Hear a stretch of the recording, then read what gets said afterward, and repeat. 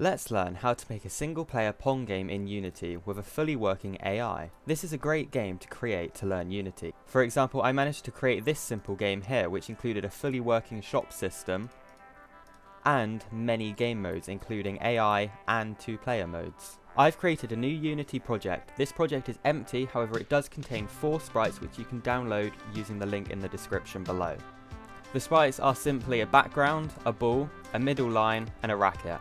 First, I'm going to change our game view. I'm going to change this from free aspect to 16:9 as this is what most monitors and computer screens use. Next, I'm going to drag the basic background into our hierarchy and you'll notice it's quite big. So you're going to want to get to the scale and you're going to want to change it to 0.7 on all 3. And then it will fit perfectly in your scene. Next, we're going to drag the basic line in and that will perfectly fit. Finally, we're going to drag the basic ball. And that is sort of us set up for now. We're going to want to go to our basic background and we're going to want to add a component. This component we're going to want to add is a polygon collider. This is because we're using a sprite and as you can see it adds the polygon collider to sort of any part where we need it automatically without us having to configure that. With the basic line we're going to leave that as is, and with our ball we're going to want to add a circle collider as it is just a circle so we don't need to worry about the polygon, and we want to add a rigid body 2D. In this rigid body 2D I'm going to set the gravity scale to 0 and I'm going to change the collision detection to continuous. I'm also going to go to constraints and freeze the position Z as we do not need it to rotate. Next I'm going to get to our basic racket and I'm going to drag that also in. This time I'm actually going to change its position on the X to 7.5 and I'm going to call this the AI. I'm then going to simply add a component, rigid body 2D. Again, gravity scale is going to be 0, and this time I'm going to freeze the position on the X and the rotation on the Z. I'm also going to change it to continuous. I'm next going to add a box collider, this time 2D, and in this I'm not going to change anything. Now I'm going to duplicate this by pressing Ctrl C and then Ctrl D in the hierarchy. And I'm going to rename this to our player. I'm going to then change the X to -7.5. Now we've got what looks like, a basic Pong game. So next let's add the UI elements. Let's add a UI and let's do text. Now, of course, I have Text Mesh Pro, so I'm not gonna implement it this way. I'm gonna add a normal text just to sort of show you what it would look like for you. Of course, you can also use Text Mesh Pro, but I'm just going to go to Legacy and use the basic text. So, if we add the text, you can see it will be in the bottom left. Now that's quite small, so what we're going to want to do is I'm just going to center it, and I'm going to change it so the alignment is in the center. I'm also going to now change the width and the height to both be 300. Now actually that's quite big, so I'll probably do 200. So now I'm going to change the best fit button on the text component to true. And I'm going to have the max size as about 100. And I'm going to leave the minimum size. Now I'm going to change what's in the new text to just be 0. And now I'm actually going to, I've realized I can change this to make it quite a lot bigger. So let's make it 250. So next I'm going to change the color and I'm going to change the alpha to about 50. That way it's sort of transparent. Now I'm going to sort of drag it into this position here. Now I'm going to rename this to the player score, and then I'm going to duplicate this, call it the AI score, and I'm going to change it from -100 on the X to 100. The last thing I'm going to do with the canvas is I'm going to click canvas and I'm going to go to the canvas scaler. I'm going to change this to scale with screen size. And because I'm doing 16:9 aspect ratio, I'm going to change this to 1600:900. I'm then going to have it match by 0.5. I'm then going to redrag the text elements up as they seem to have moved down. So, the last 2 things we need to add are our goals. So I'm going to create an empty, and then in this empty, I'm actually going to just center it real quick so it's easier to see. I'm going to add a box collider 2D. So now if I go to this, we can see there is a collider here. I'm going to want to change this to around 9 on the X, or well, 8.5, and I'm going to want to change it to about 10 on the Y scale. Now this is the AI's goal, so I'm going to rename this one to AI goal, and I'm also going to make this a trigger. Next, I'm going to duplicate this, and I'm going to invert it on the X, so it's now negative 8.5, and I'm going to leave everything else as is. However, I'm going to call it player goal. Now this is all the objects we need in our scene done. Now it's time to code what we need to do. So the first thing I'm going to code is our player movement. Now the left player is going to be us, and the right player is going to be the AI. So let's create a new script, and let's call this player movement. Let's double click this and start editing it. So the first thing I'm going to do is remove these comments because I don't like them, they look ugly. So now I'm going to add 3 private variables. Now I'm going to use the serialized field keyword, and this essentially means that we can edit these private variables in our editor, but it also means other scripts can't access them as they are still private. So I'm going to use the serialized field keyword, and we're going to do a private float, and this is going to be our movement speed. Next, we're going to, of course, do the serialized field again, and we're going to have a private boolean, bool, and that is going to be isAI. Finally, we're going to do serialized field again, and this is going to be a private game object, and we're going to call this the bool. So the game object bool will be used by the AI, as this will allow the AI to move in correspondence to the bool so that it can counter it. So next we want a private rigid body. This is going to be a 2D, and let's just call this RB. Finally, we want to do a vector2, and this is going to be called our player move. So in void start, we're going to want to do RB equals get component, and then we're going to want to get its rigid body 2D. This means we don't have to define it ourselves, it will just get it off of our object. Next, in the update, we're going to need an if statement. So we're going to do if it is the AI, then we want to do this, else we're going to do this. So in here we're going to have AI control, and in here we're going to have player control. However, let's separate those into separate functions so that the code is easier to read. So let's create the player control first. So let's do private void player control. We don't want any parameters. So now in here, let's do player move, and let's have that as a new vector2. And now we want this to be 0 on the X because we do not want it to move along the X-axis. And then on the Y, let's do input.getAxisRaw, and then in here we want to do vertical. And that is essentially all we need to do for our player control. Now for our AI control, this is a bit more complicated. So we're going to do a private void, and we're going to call this AI control. In this, we want to check where the bool's transform is, and depending on if the bool is above or below, we need to move our player up or down. Let's create an if statement to do so. So let's do if the bool.transform.position y is larger than the transform position y, which is of course of the current player, so this will be the AI, and then we'll do plus 0.5 so that it isn't too precise, because if it's dead accurate then it's going to be, wow, not too fun. In this, we want to move the player up because if we notice, the bool's transform position y is above the transform position of the AI. So this means the bool is above where we want to be. So to do this, we want to do player move equals, and then we want to simply do new vector2, 0 because we don't want to move the X, and then 1 because we want to move the AI up. And then we're also going to want to do an else if, and this is going to be if the bool.transform.position.y is smaller than the transform.position.y of our player, or AI even, plus 0.5f because we want some sort of like realistic player control. This time we're going to do player move is a new vector2, and this time it will be 0 and then -1. Now I'm also going to add one final statement. If it is within 0.5 up or down, we want it to sort of not move. We don't want the player to move, or the AI even to move, because it's already in the correct position. So here we will simply do player move equals new vector2 0, 0. So this will stop any movement. Now if we go back to our update function, if it's the AI, then we want to do the AI control. Otherwise, we want to do player control. Now there's one final thing we need to do. We need to add a new function, but this is a Unity one. So this is going to be called fixed update, and it's important you do it with these capitals in this exact format. The private, you can remove that, but it needs to be fixed update with a capital F and a capital U. This function is called in a way which happens in an even amount of times over the course of a second.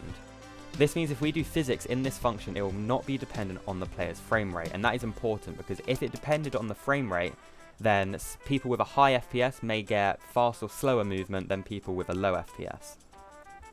So in here we're going to want to do rb.velocity, and we're simply going to have that equal to player move, and that is of course what we've been defining. And then we also want to times this by the movement speed. So let's save that. So that is the player movement script done. So if we go back to Unity, we can add this script to our AI and our player. So what I'm going to do is I'm going to select both our AI and our player, and I'm going to simply drag this in down here.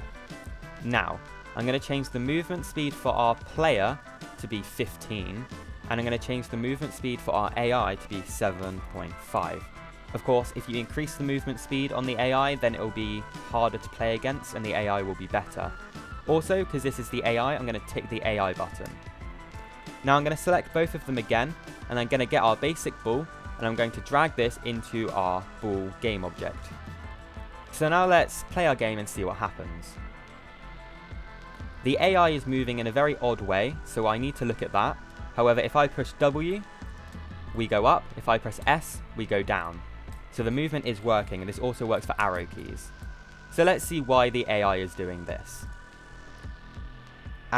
So what we've done is we've plussed 0.5 here and plussed it here.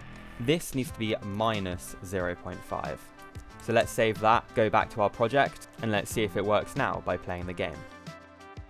As we can see, the AI is not moving. That is good because the ball is in line with the AI. So let me manually move our ball. If I move it up, you can see the AI is going up. If I move it down, the AI goes down. And if I move it fast, the AI has to catch up. So now let's add our ball movement. The first thing I'm going to do is I'm going to create a new 2D object.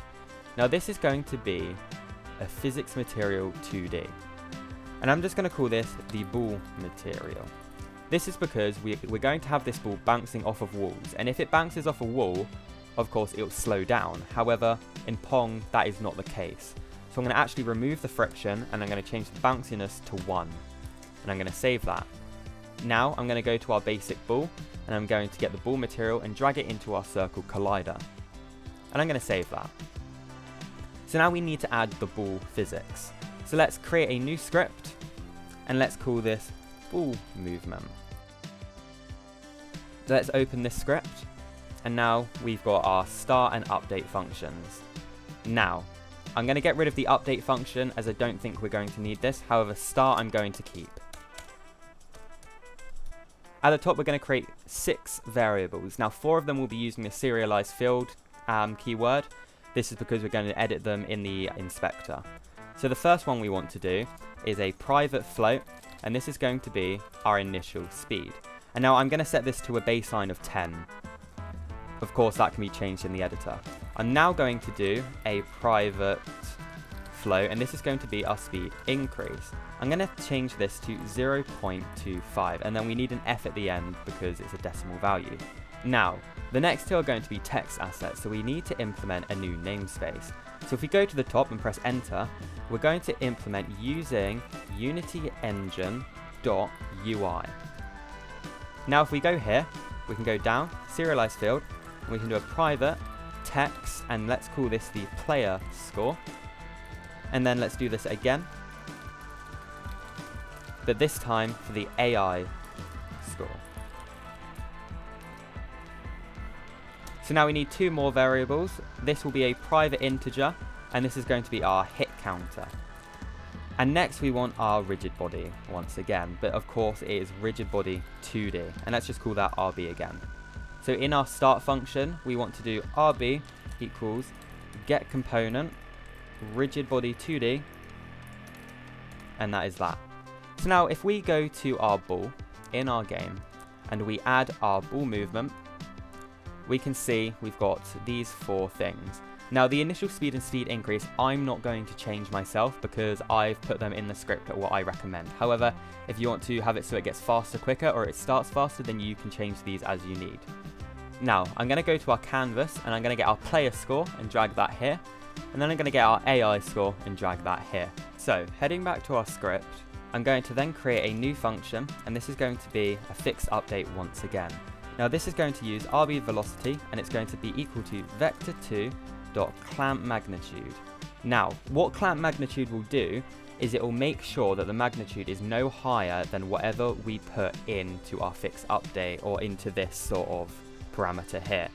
This is because if we hit the ball at a certain angle with our racket, it could then increase the speed due to the velocity of the racket and the ball. Of course, we don't want this, we want to stay at a constant speed, and we want the max speed to be whatever the initial speed plus our speed increase is. So, in here, we're going to want to do our rb.velocity, because that is the thing we're affecting, and we want to do the initial speed plus, and then in brackets, we're going to do speed increase times our hit counter. And let's finish that with a semicolon. Now we're going to want to create a new private void, and this is going to be called start ball. Now this is going to be run at the start of each round, and it's going to initialize the direction for the ball to go into. So we're going to do rb.velocity. I'm going to equal a new vector2, and let's do this as -1 and 0, because this will move it towards our player.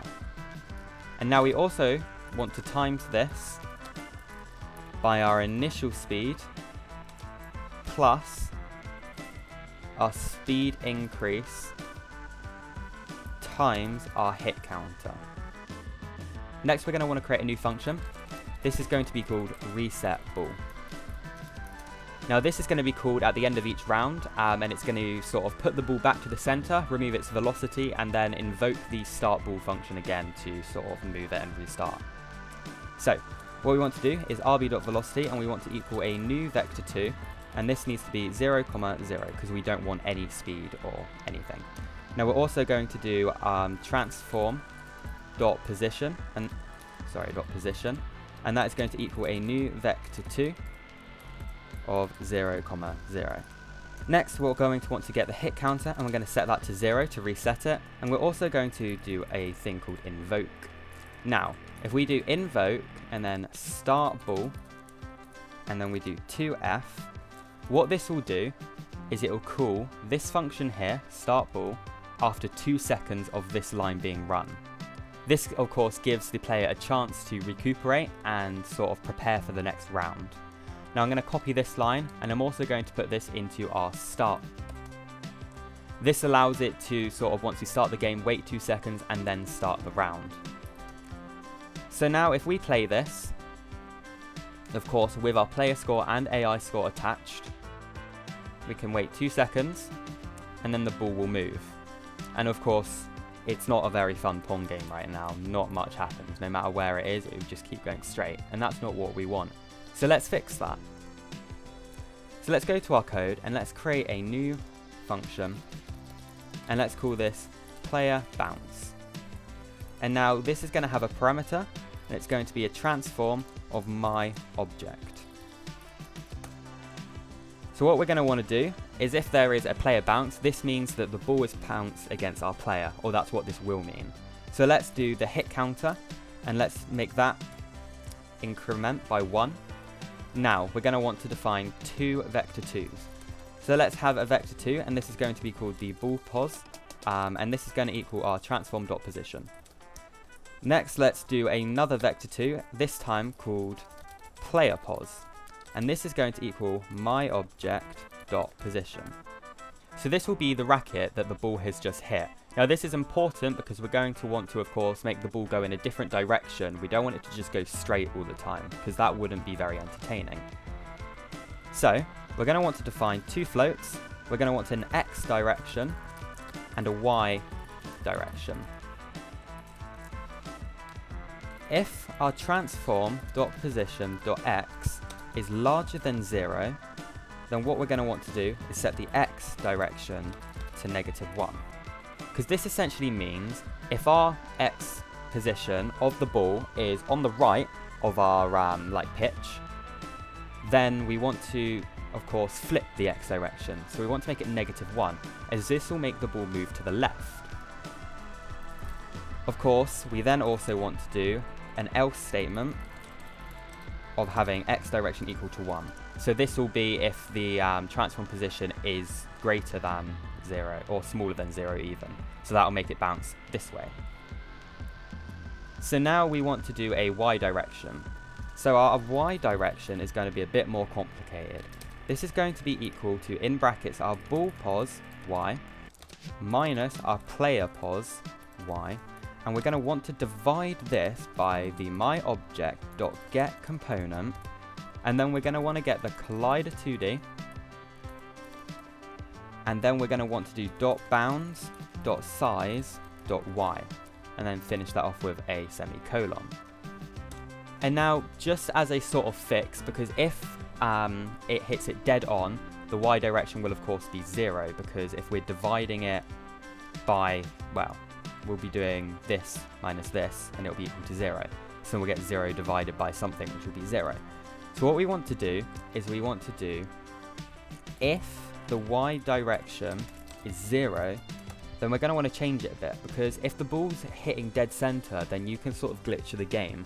You can then cause it to go in a straight line, and there's not really any challenge. So what we're going to want to do is set the y direction here to 0.25.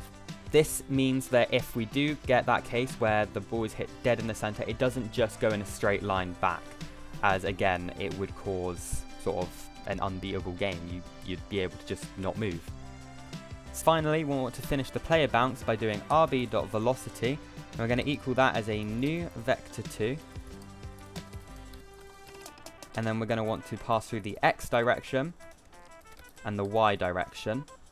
And now we're going to want to times this by the initial speed plus, and then in more brackets, the speed increase times the hit counter. This means that the ball will move at the speed in which we require it to. So now we're going to need to create one more function. This is going to be a private void on collision enter 2D. Now it is important that it is on collision, not on trigger, and it's enter 2D. On this, we're going to check if the collision.gameObject.name is equal to player, or the collision.gameObject.name was equal to AI, then we're going to want to do player bounce with the collision.transform. So now that we've done that, let's save this script and let's go back to our program. Make sure that in our hierarchy the AI is called AI and player, because of course we've just defined that in our script. So now let's hit play and see what happens. After 2 seconds the ball should move, there we go, and now we've got a game that's actually looking like Pong. You can see the AI is moving, but it's not moving to a point where it's hitting dead in the center each time. So now let's add a system for losing and winning. We want to go back to our ball movement script, and this time we're going to create a new function, and this is going to be an onTriggerEnter2D. So let's do that. Private void onTriggerEnter2D. So what we're going to want to do is we're going to want to check if the transform position of our ball is on the right hand side of the screen. So we're going to want to do transform.position.x is greater than 0. And then we're going to want to, in this, have a reset ball. And we're also going to want to do the player score.text, because this means that the player has scored. And we're going to want to equal that to an int.pass the player score.text plus 1. And then we want to do that to string. So this essentially gets our score and it increments it by 1. So also, we're going to want an else if the transform.position.x is smaller than 0, meaning the AI has scored. Oops, sorry, I just put that in the wrong place. Smaller than 0. We're going to want to, of course, reset the ball again. And we're going to want to this time change the AI score.text.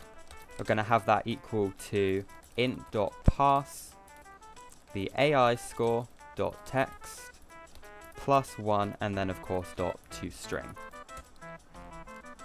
So that is essentially the game complete. So let's go to our game. Let's run our game. And let's see. If I let the ball score on my side, 1 gets added to the AI score. So there we can see it is working. If I now go out of the game and I make the AI movement very slow, just so that it's easy for me to win, because I'm not very good at Pong, and then I hit the ball correctly, we can see we get a point, and the racket goes back down, and of course the ball spawns in the center. So as we can see, this is how to make a Pong game in Unity.